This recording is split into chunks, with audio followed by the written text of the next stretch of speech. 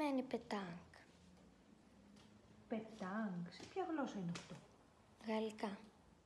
Δεν έχω ιδέα.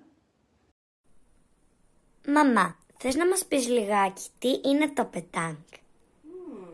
Η εδαφοσφαίριση είναι ένα άθλημα, είναι ένα παιχνίδι το οποίο παίζεται με μικρές μεταλλικές μπάλες.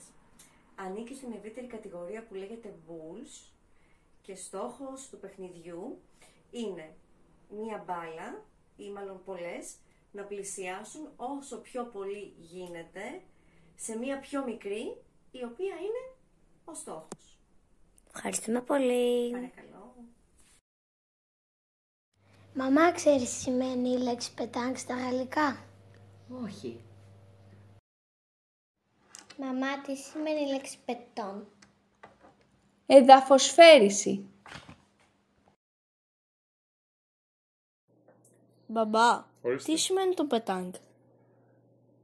Pétanque, c'est un sport. C'est le sport avec des boules de métal, Χρήστο.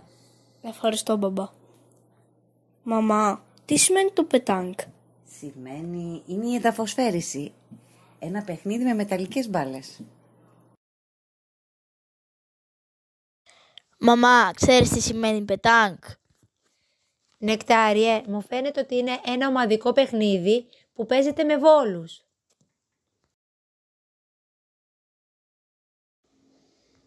Μαμά, ξέρεις τι σημαίνει το πετάνκ?